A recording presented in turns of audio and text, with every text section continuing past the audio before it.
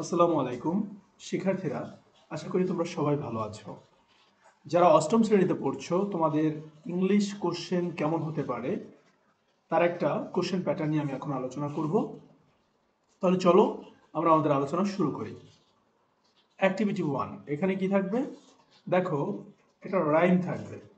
বলা হয়েছে mention the rhyme pattern and stanzas of the following poem. অর্থাৎ তুমি একটা রাইমের যে রাইম প্যাটার্ন আছে এবং স্ট্যানজা আছে এটা মেনশন করতে হবে তোমাকে। তো এটা হচ্ছে the Rime of the Ancient Mariner by Samuel Taylor Coleridge এর একটা রাইম আছে। এইটা তুমি পড়বে, পড়ার পরে দুটা কোশ্চেন আছে, এই কোশ্চেন দুটো অ্যান্সার দিবে।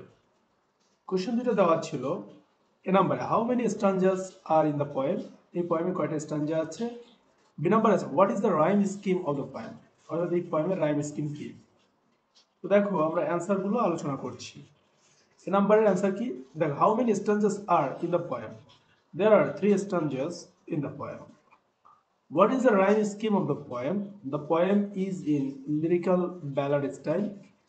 The rhyme scheme of these stanzas is not uniform, the chief arrangement being A B C B D B with variations of A double B E D E and A B A B A B. তো তোমাকে কিন্তু দেখো rhyme patterns কি, lyrical ballad কি, এই জিনিসগুলো কিন্তু একটু পড়তে হবে।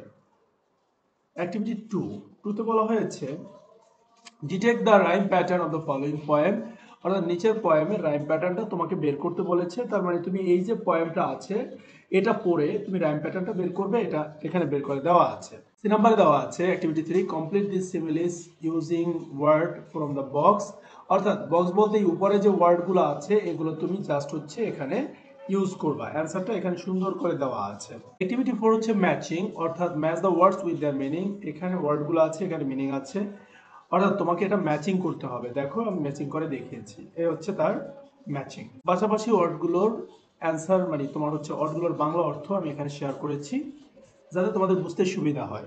আশা করি তোমরা বুঝেছো। থ্যাংক ইউ, আল্লাহ হাফেজ।